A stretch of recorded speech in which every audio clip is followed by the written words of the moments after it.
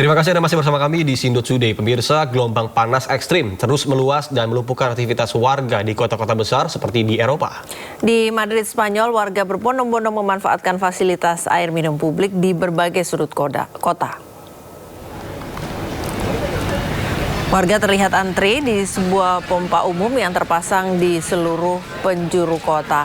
Warga memanfaatkan air untuk minum atau sekedar mendinginkan tubuh untuk menghalau suhu udara tinggi yang bisa mencapai 40 derajat Celcius. Warga juga memilih untuk menghindari berjalan di bawah matahari langsung dan berteduh di area-area sejuk. Badan Meteorologi Spanyol merilis status peringatan cuaca panas ekstrim ini.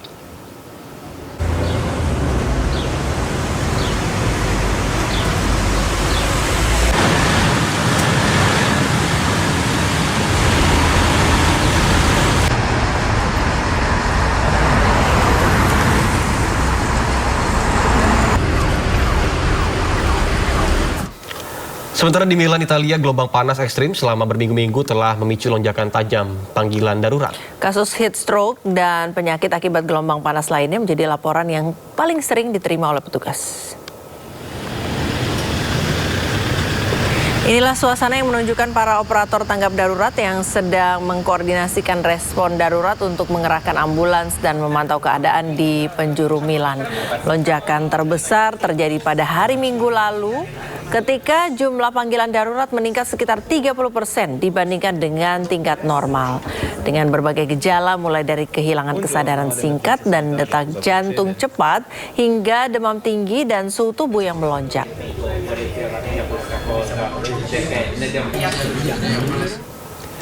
Pemirsa, di London, Inggris, kipas angin dan juga pendingin udara laris manis diborong oleh warga. Bahkan sejumlah pusat perbelanjaan mengaku telah mengalami kelangkaan stok pendingin udara. Sejumlah pusat perbelanjaan di London mengumumkan telah kehabisan stok kipas angin dan juga pendingin udara. Perabotan elektronik ini ludes usai diborong warga di tengah serangan cuaca panas yang melanda daratan Eropa beberapa pekan ini. Bahkan suhu ekstrim yang terjadi pada bulan Juni ini menjadi yang tertinggi di Inggris dalam 1,5 abad ini.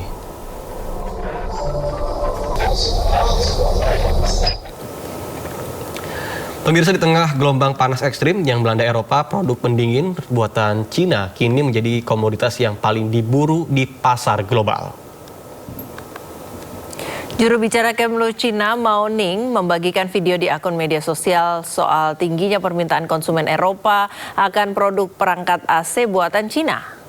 Hal ini pun memicu lonjakan ekspor perangkat elektronik tersebut. Cina pun mengklaim peran strategis sektor manufakturnya sebagai salah satu pilar penyokong kebutuhan logistik dunia di masa-masa darurat.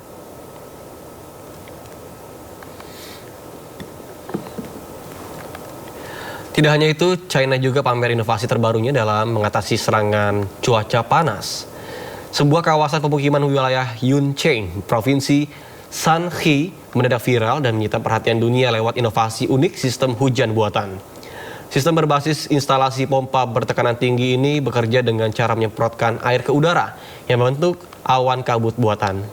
Dengan sistem ini, suhu udara mampu turun 5 hingga 8 derajat Celcius.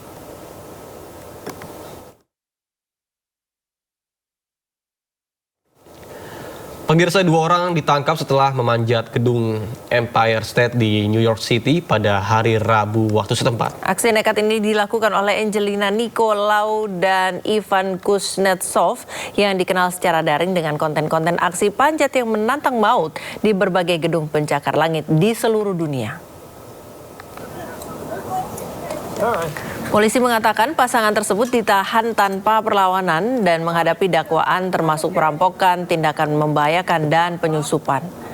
Pasangan itu juga dilaporkan membentangkan spanduk bertuliskan ketika kekuatan cinta mengalahkan cinta akan kekuasaan. Dunia akan mengenal kedamaian. Pihak gedung Empire State menyatakan bahwa aksi pemanjatan tersebut ilegal alias tidak berizin.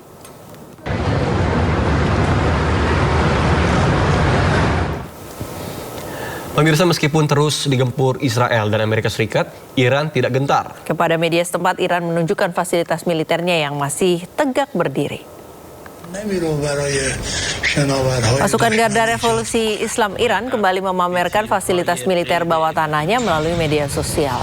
Video ini menunjukkan terowongan berisi rudal dan senjata lain. Terowongan ini dibangun khusus untuk meluncurkan rudal ke arah kapal induk Amerika di Teluk Persia.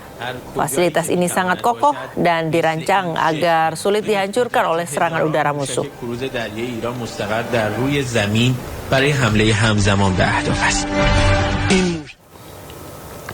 Sementara itu, Wakil Presiden Amerika Serikat J.D. Vance menyambut kedatangan pasukan yang bertugas dalam operasi Epic Fury. Di depan pasukannya, Vance mengucapkan terima kasih dan klaim sukses menaklukkan Iran. So this wing just finished, came home in May from a historic 11-month deployment. The wing logged nearly 12,000 launches across the deployment and over 5,500 flight hours in support of Operation Epic Fury alone. All of the great things that we've accomplished, you guys are the reason that we've been able to accomplish it. So thank you and welcome home. A little bit late, but welcome home. Amerika mengklaim bahwa Iran meminta pertemuan di Qatar. Perwakilan Amerika pun telah tiba di Doha.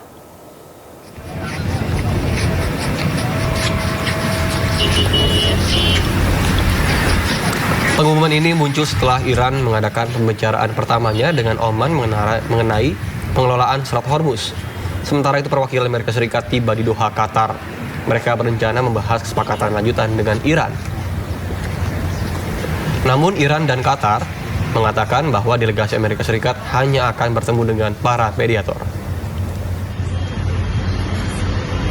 You know, oil prices are way down.